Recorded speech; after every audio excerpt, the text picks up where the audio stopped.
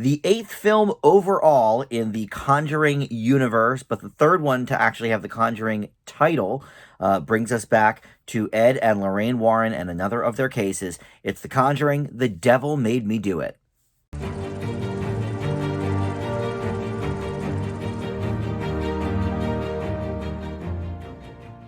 Hey guys, Dan here. This is Dan Reviews It. Welcome to my spoiler-free review for the new Conjuring film. You can see it in theaters now or for another week and a half or so on HBO Max for free. It's The Conjuring, The Devil Made Me Do It. And before we get into the specifics of the plot and into my review, I want to welcome you to Dan Reviews It. If you are new around here, thank you for stumbling across this video. Please consider subscribing to the channel. I am very close to 800 subs. That's my next milestone, so I'd love to have you as a part of that. But if you already are on board, well, consider just hitting that like button below or commenting. Did you see this movie? What did you think? How does it fare for you with the rest of the Conjuring universe? Like I said up top, this brings us back to the great Warren family, the real-life couple who experiences all of these crazy things in their line of work. It's Patrick Wilson playing Ed Warren and then his wife Lorraine, the great Vera Farmiga. So this is another one of their cases,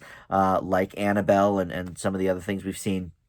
But this is one of their most famous cases. It's from the early 80s, and it's the first time ever in U.S. history that a murder suspect claimed demonic possession as a defense in court for murder. So this actually takes a little bit of a turn from the normal Conjuring universe type stuff. For one thing, it's not at all a haunted house movie, and that's mostly, I think, what we've gotten so far with these movies. Certainly the first two Conjuring movies were in that vein. Now, this one also departs a little bit because James Wan is not in the director's chair this time. It was directed by Michael Chavez, who did The Curse of La Llorona, which was a horrible movie. I gave that a big old F a couple of years ago.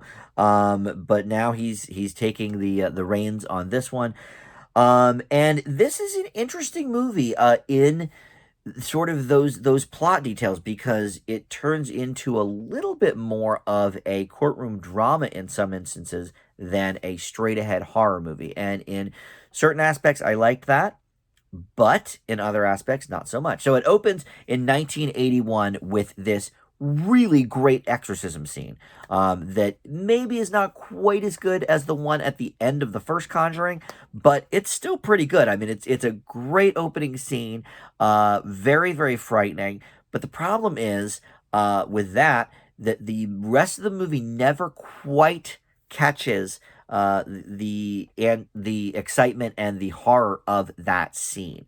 A lot of jump scares sort of permeate throughout the rest of this movie, and there's no one scene I can pinpoint that was necessarily as well done as that opening number. So that can be a little tricky when you sort of put your best foot forward and then nothing in the next hour and 50 minutes sort of measures up.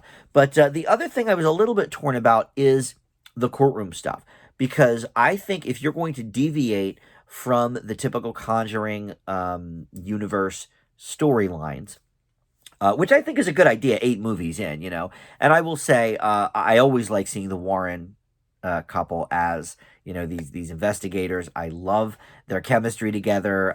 They really, you do believe that they are these people, after 3 movies, and I guess they appeared briefly in one of the Annabelle movies too, the most recent one, I guess. But you really do believe that this is a married couple. They've been through a lot. They've seen a lot. And because of that, we do get a nice little, camaraderie between the two, a couple of humorous remarks.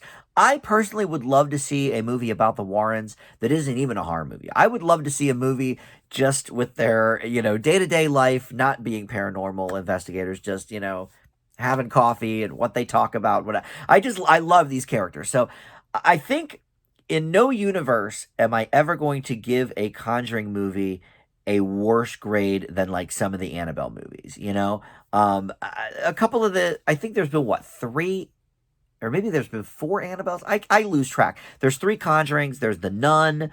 There's a bunch of Annabelles. So whatever the story is, I think one of the Annabelles I gave a positive grade to. All the others were sort of on the lower end of the spectrum. But having the Warrens here is always enjoyable and always welcome.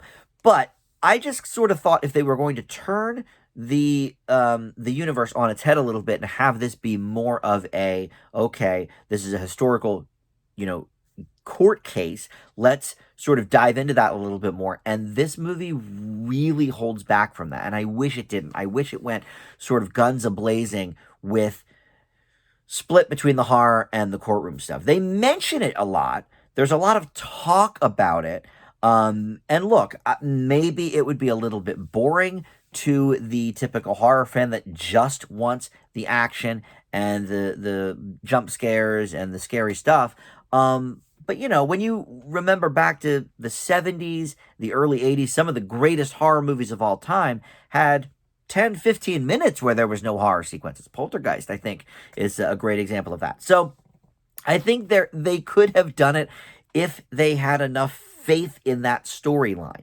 And instead, they sort of reined it in a little bit, and I didn't love that, to be completely honest. And the jump scares, okay, you know, I can sort of do without those as well. I don't think they ever permeate the Conjuring movies as much as certain other franchises or films. But they're still present in this one, and I think more so than I remember in the other two Conjuring films. Now that first Conjuring movie I gave an A to. It's certainly one of my favorite horror movies of the last 10, 15, 20 years. I mean, you know, since the new millennium, I guess. It's definitely up there for greatest horror movies for me.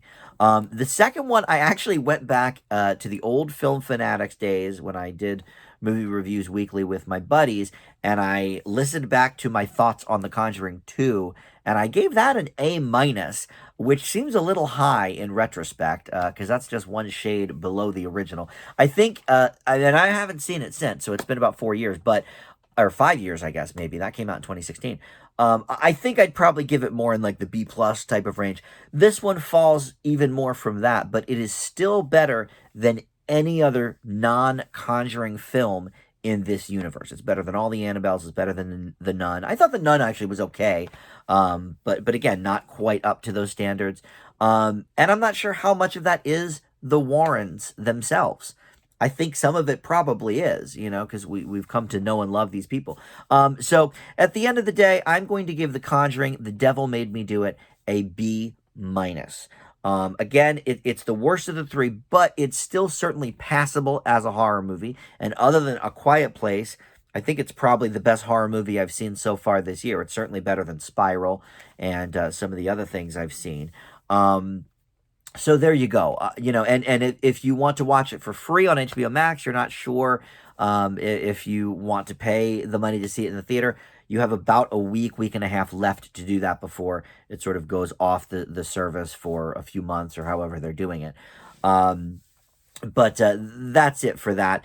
I leave you with that thought because there's not too much to say without going into heavy spoiler territory, but I think that sort of encompasses my positives and my negatives for this movie. So thank you for watching. We'll see you back here for another movie review or TV review. Check out my food reviews as well. A lot of stuff up on the channel these days. Dan Does Disney going very, very strong. Weekly, just about old Disney reviews with my buddy Tim. So check all of that out. I encourage you. And thanks for watching. Have a great day. Bye.